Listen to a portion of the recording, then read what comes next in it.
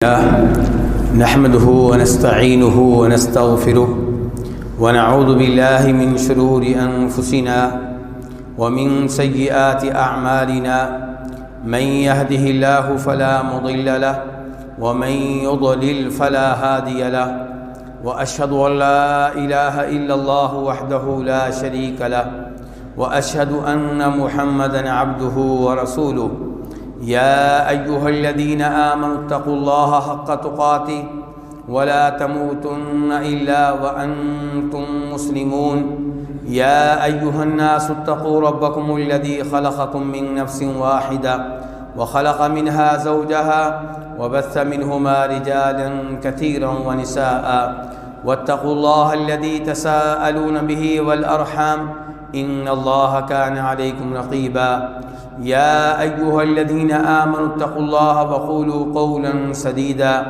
يصلح لكم أعمالكم ويغفر لكم ذنوبكم ومن يطع الله ورسوله فقد فاز فوزا عظيما أما بعد فإن خير الحديث كتاب الله وخير الهدي هدي محمد صلى الله عليه وسلم وشر الأمور محدثاتها وكل محدثة بدعة وكل بدعة ضلالة وكل ضلالة في النار۔ نبی صلی اللہ علیہ وسلم نے سورہ بقرہ کی آخری آیتوں کی فضیلت بہت سی احادیث میں بیان کی ہے۔ مثال کے طور پہ نبی کریم صلی اللہ علیہ وسلم ارشاد فرماتے ہیں الآیتان من آخر سورۃ البقرہ من قرأہما فی لیلۃ کفتاہ، کہ جو بھی سورہ بقرہ کی آخری دو آیتیں کسی بھی رات میں پڑھے، ان کی تلاوت کرے تو یہ آیتیں اس کے لیے کافی ہو جائیں گی۔ کس معاملے میں کافی ہو جائیں گی؟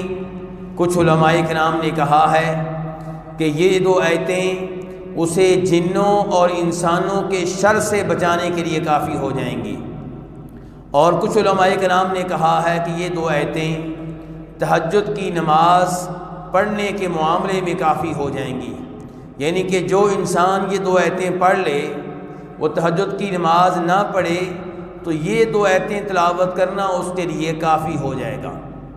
بہرحال نبی علیہ الصلوۃ والسلام نے یہ واضح نہیں کیا کہ کس معاملے میں کافی ہو جائیں گی، آپ نے کہا ہے کہ یہ دو آیتیں اسے کفایت کر جائیں گی۔ زیادہ امید یہی ہے کہ یہاں پہ آپ وہی کچھ کہنا چاہتے ہیں جو آپ نے آیت الکرسی کے بارے میں کہا ہے کہ جو رات کو سونے سے پہلے آیت الکرسی کی تلاوت کرے، پوری رات کوئی بھی شیطان اس کے قریب نہیں آ سکے گا۔ تو سورہ بقرہ کی دو آیتیں، سورہ بقرہ کی آخری دو آیتیں بہت ہی عظیم ہیں۔ ویسے تو اللہ کا پورا کلام عظیم ہے، لیکن یہ دو آیتیں سورہ بقرہ کی دیگر آیات کے مقابلے میں بہت زیادہ اہمیت رکھتی ہیں۔ یہ وہ دو آیتیں ہیں جو نبی علیہ الصلوۃ والسلام کو معراج کے موقع پہ عطا کی گئیں۔ امام مسلم رحمہ اللہ روایت کرتے ہیں جناب عبداللہ بن مسعود رضی اللہ تعالیٰ عنہ سے کہ نبی علیہ الصلوۃ والسلام جب معراج پہ گئے تو وہاں پہ آپ کو 5 نمازیں دی گئیں اور ان کے ساتھ ساتھ سورہ بقرہ کی آخری دو آیتیں دی گئیں۔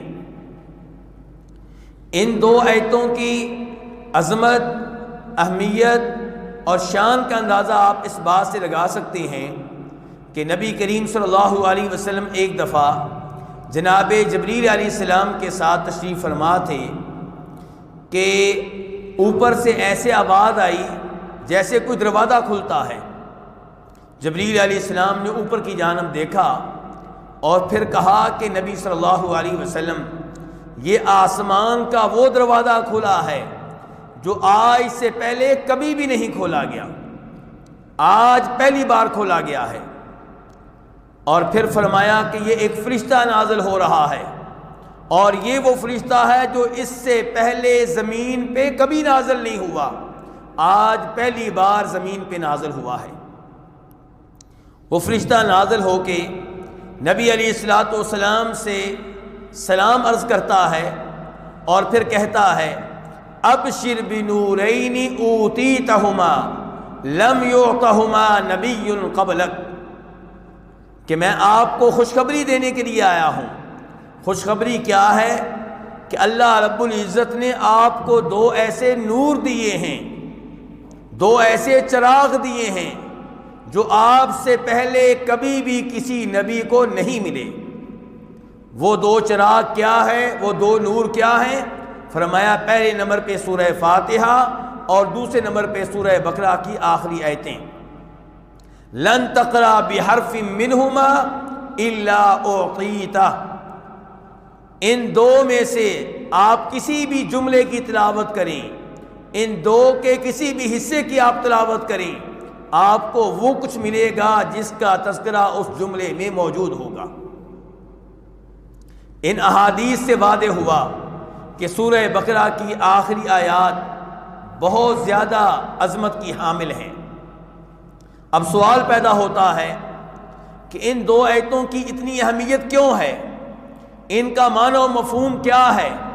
اس سے ہمیں کون سے احکام و مسائل اور کون سے عقیدے سے متعلقہ احکام جاننے کا موقع ملتا ہے؟ آئیے اس کے اوپر غور کرتے ہیں۔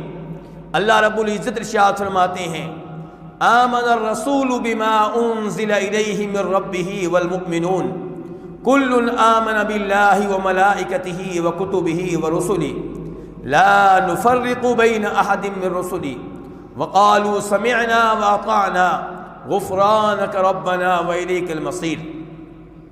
یہ ان دو آیتوں میں سے پہلی آیت ہے جس میں اللہ تعالیٰ فرما رہے ہیں کہ ہمارے یہ رسول یعنی کہ جناب محمد صلی اللہ علیہ وسلم یہ ایمان لائے ہیں اس چیز پہ جو ان کے رب کی طرف سے نازل کی گئی ہے۔ اس سے پتہ چلا کہ نبی علیہ الصلوۃ والسلام بھی ایمان لانے کے مکلف ہیں، آپ بھی ایمان لانے کے پابند ہیں، اور اللہ تعالیٰ نے گواہی دی ہے کہ آپ اس کلام پہ، اس دین پہ، اس شریعت پہ ایمان لا چکے جو اوپر سے ان کے رب کی طرف سے نازل ہوا۔ لیکن سوال یہ پیدا ہوتا ہے کہ کیا نازل ہوا؟ اللہ نے یہ نہیں کہا کہ قرآن نازل ہوا، اللہ نے کہا کہ جو بھی نازل ہوا، تو وہ کیا نازل ہوا ہے؟ قرآن کریم کا دوسرا مقام اللہ تعالیٰ فرماتے ہیں وَأَنزَلَ اللَّهُ عَلَيْكَ الْكِتَابَ وَالْحِكْمَةَ، اللہ نے آپ پہ کتاب یعنی قرآن بھی نازل کیا ہے اور حکمت یعنی کہ سنت اور احادیث بھی نازل کی ہیں۔ پتہ چلا کہ نبی علیہ الصلوۃ والسلام کی بیان کردہ احادیث اللہ رب العزت کی طرف سے ہیں، اور یہ پتہ چلا کہ جیسے قرآن پہ ایمان لانا ضروری ہے ایسے ہی آپ سے ثابت شدہ ایک ایک حدیث پہ ایمان لانا ضروری ہے۔ جیسے قرآن کی کسی ایک آیت کو نہ ماننے والا مسلمان نہیں رہتا، کافر ہو جاتا ہے، ایسے ہی نبی علیہ الصلوۃ والسلام سے ثابت شدہ حدیث کو صحیح ماننے کے باوجود ایمان نہ لانے والا، ان کا مذاق اڑانے والا اور اپنی عقل کی وجہ سے، اپنی ذاتی خواہشات کی وجہ سے انہیں مسرت کر دینے والا مسلمان نہیں رہتا بلکہ کافر ہو جاتا ہے۔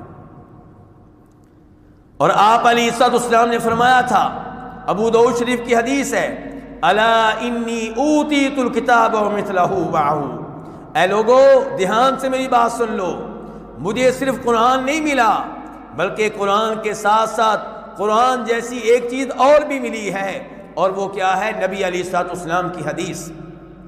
اور یہ احادیث یقیناً اللہ کی طرف سے ہیں، کیونکہ اللہ قرآن میں کہتے ہیں وما ينطق عن الهوى ان هو الا وحی یوحى، کہ ہمارے نبی جو بات کرتے ہیں ان کی زبان سے جو بھی الفاظ ادا ہوتے ہیں وہ ذاتی خواہش کا نتیجہ نہیں ہوتے، وہ اللہ رب العزت کی طرف سے وحی ہوتے ہیں۔ تو آمن الرسول بما انزل الیہ من ربہ والمؤمنون، نبی علیہ الصلوۃ والسلام بھی ایمان لے آئے، اور اللہ آسمانوں کے اوپر سے گواہی دیتے ہیں کہ مومن بھی اس قرآن پہ اور ان احادیث پہ ایمان لے آئے۔ اور آپ علیہ الصلوۃ والسلام کے زمانے کے مومن کون ہیں؟ صحابہ کرام رضوان اللہ علیہم اجمعین۔ اس سے پتہ چلا کہ صحابہ کرام کے ایمان کی گواہی اللہ رب العزت عرش کے اوپر سے دے رہے ہیں اور بتا رہے ہیں کہ یہ منافق نہیں ہیں، یہ کافر نہیں ہیں، یہ سچے مومن ہیں، یہ دلی طور پہ ایمان لے کر آئے ہیں اللہ کی طرف سے نازل کردہ قرآن پہ اور نبی علیہ الصلوۃ والسلام کی بیان کردہ احادیث پہ۔ آمن الرسول بما انزل الیہ من ربہ والمؤمنون کل آمن باللہ وملائکتہ وکتبہ ورسلہ۔ اللہ تعالیٰ فرماتے ہیں کہ ہمارے نبی بھی اور یہ مومن بھی سب کے سب ایمان لائے ہیں، کس پہ؟ اللہ پہ، اللہ کے فرشتوں پہ، اللہ کی کتابوں پہ۔ تو یہاں پہ اللہ پہ ایمان لانے کا تذکرہ ہے، اللہ کے رسولوں پہ ایمان لانے کا تذکرہ ہے، فرشتوں پہ ایمان لانے کا تذکرہ ہے، آسمانی کتابوں پہ ایمان لانے کا تذکرہ ہے۔ لیکن ایمان کے ارکان 4 نہیں ہوتے بلکہ 6 ہوتے ہیں۔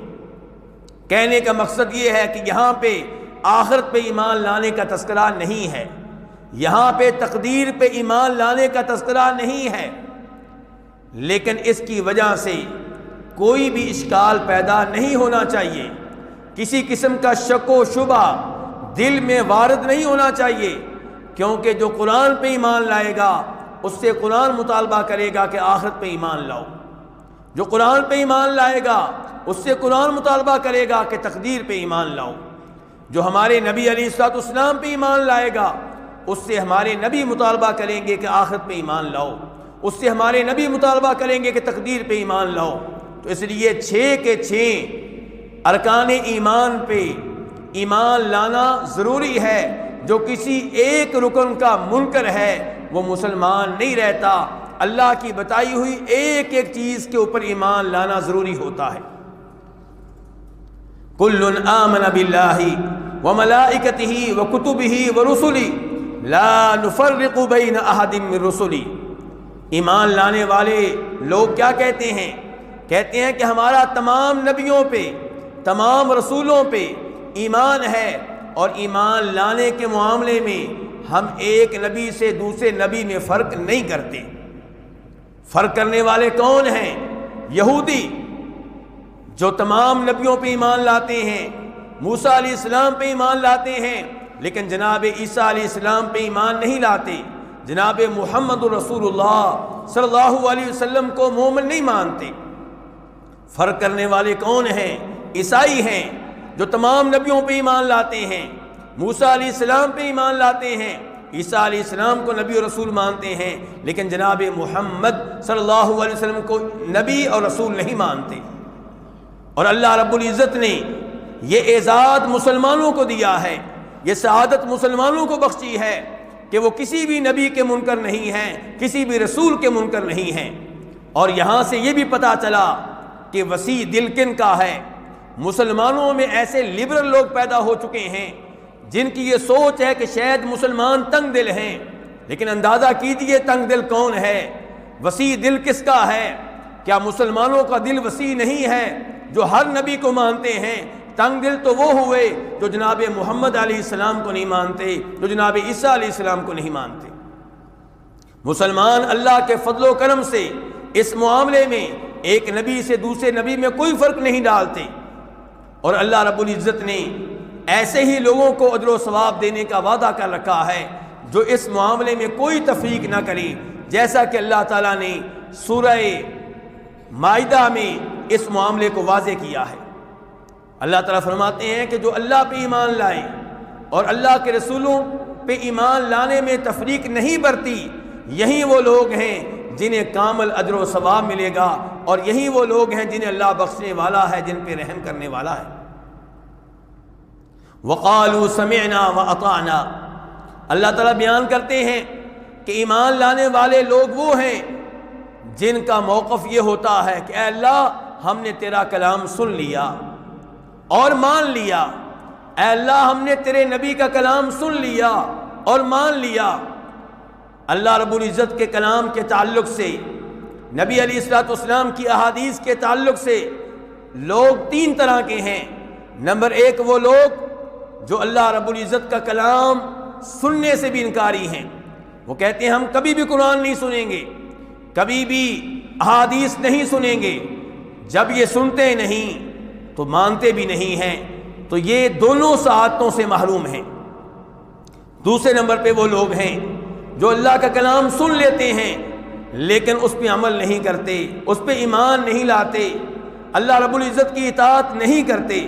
اللہ تعالیٰ فرماتے ہیں وَإِذَا تُتْلَىٰ عَلَيْهِ آيَاتُنَا وَلَّىٰ مُسْتَكْبِرًا كَأَن لَّمْ يَسْمَعْهَا، کہ کچھ لوگ ایسے ہیں جن کے سامنے ہمارے کلام کی تلاوت کی جاتی ہے لیکن وہ سننے کے باوجود تکبر کرتے ہوئے اعراض کر جاتے ہیں، ایمان نہیں لاتے، اطاعت قبول نہیں کرتے۔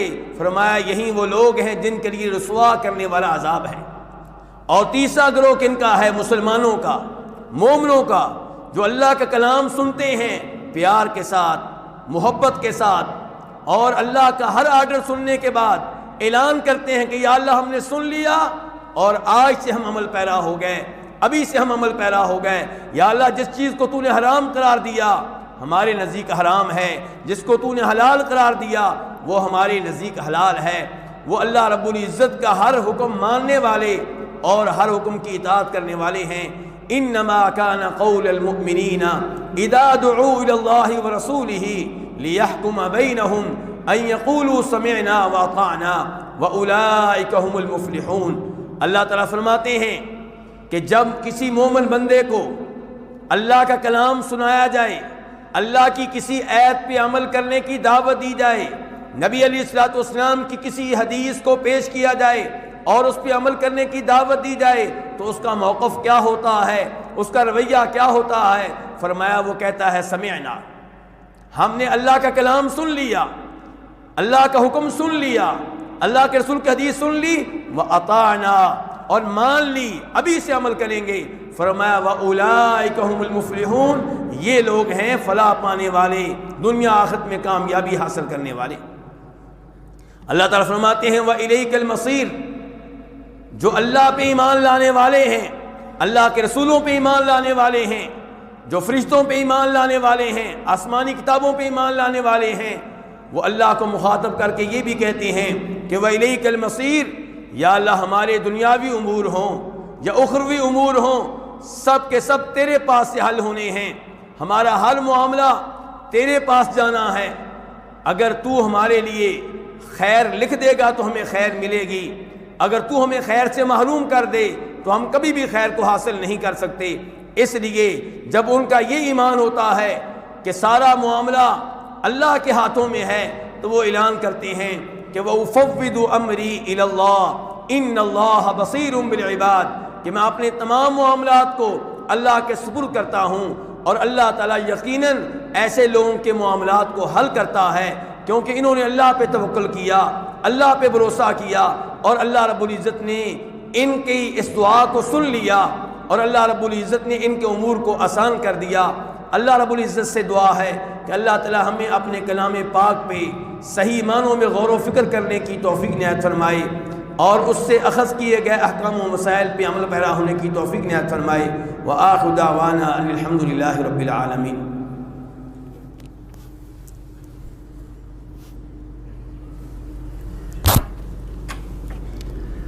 ان الحمد للہ نحمده ونستعینه ونستغفره ونعوذ باللہ من شرور انفسنا ومن سیئات اعمالنا، من يهده الله فلا مضل له ومن يضلل فلا هادي له، واشهد ان لا اله الا الله وحده لا شريك له، واشهد ان محمدا عبده ورسوله۔